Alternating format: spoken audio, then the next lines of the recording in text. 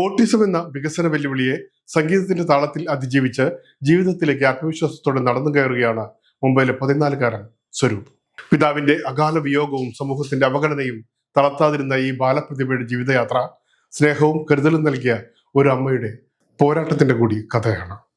മുംബൈയിലെ കലാ സാംസ്കാരിക രംഗത്ത് സജീവ സാന്നിധ്യമായിരുന്ന പരേതനായ CK രമേശിന്റെ ഏക മകനാണ് സ്വരൂപ് രമേശ് നായർ. 5ാം ക്ലാസ്സിൽ പഠിക്കുമ്പോഴായിരുന്നു പിതാവിന്റെ അകാല വിയോഗം. ആശയവിനിമയത്തിനും ഇടപഴകുന്നതിനുള്ള കഴിവിലും വെല്ലുവിളി നേരിടുന്ന വികസന വൈകല്യത്തെ സ്വരൂപ് അതിജീവിച്ച കഥ പറയുകയാണ് അമ്മ അനിത. ഒരുപാട് അനുഭവിച്ചിട്ടുണ്ട്. ആദ്യം പറഞ്ഞ സൊസൈറ്റിയിൽ നിന്ന് കാരണം നെഗ്ലിജൻസ്, അവന് ഇന്നും ആരും ഫ്രണ്ട്സ് ഇല്ല സ്കൂളിൽ. കാരണം കുട്ടികൾ അവൻ്റെ കൂടെ കൂടാൻ അത്ര ഇൻട്രസ്റ്റഡ് അല്ല, അവന് ബിക്കോസ് അവൻ്റെ സ്പീച്ച് അത്ര ഇല്ലാത്തതുകൊണ്ട്.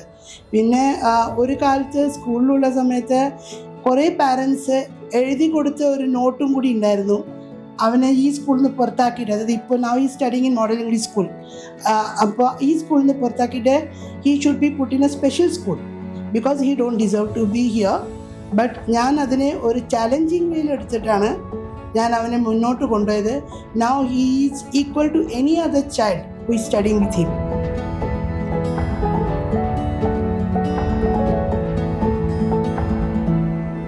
മകന്റെ മുഖത്തെ പുഞ്ചിരി മാത്രം ലക്ഷ്യമാക്കി ജീവിതം മുന്നോട്ട് കൊണ്ടുപോയ അമ്മ വേദനകൾക്കിടയിലും സ്വരൂപിനെ സ്നേഹത്തോടെ ചേർത്ത് പിടിച്ചു.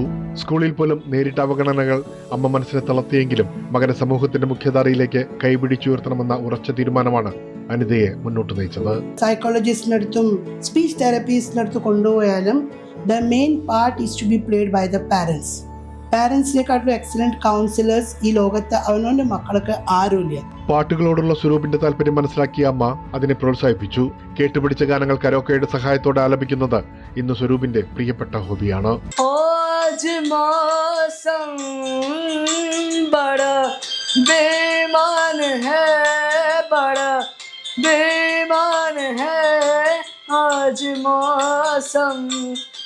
സംഗീതത്തോടൊപ്പം ചിത്രരചനയിലും മികവ് തെളിയിക്കുന്ന സ്വരൂപ് ഇന്ന് വിവിധ മലയാളി സമാജം വേദികളിൽ കയ്യടി നേടുന്ന കലാപ്രതിഭയായി മാറി.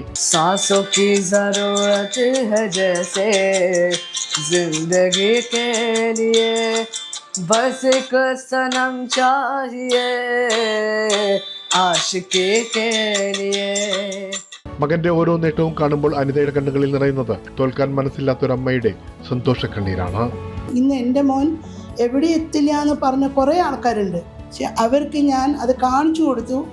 നമ്മൾ സപ്പോർട്ട് ചെയ്താൽ നമ്മുടെ മക്കളെ എത്തിക്കാൻ പറ്റും. They can do. May be കുറച്ച് സ്ലോ ആയിരിക്കും, പക്ഷെ അതിന് നമ്മൾ കുറച്ച് പേഷ്യൻസ് കാണിക്കണം. Because they are extra ordinary. അപ്പോൾ അതിന് എക്സ്ട്രാ വർക്ക്, എക്സ്ട്രാ എഫേർട്ട് നമ്മൾ ഇടണം.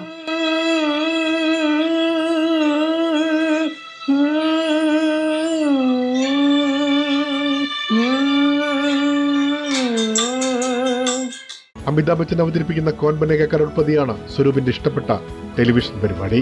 ഒരിക്കൽ അമിതാഭ് ബച്ചനെ നേരിൽ കാണണമെന്നും KBC വേദിയിൽ പങ്കെടുക്കണമെന്നും സ്വരൂപ് ആത്മവിശ്വാസത്തോടെ തന്റെ സ്വപ്നം പങ്കുവയ്ക്കുന്നു.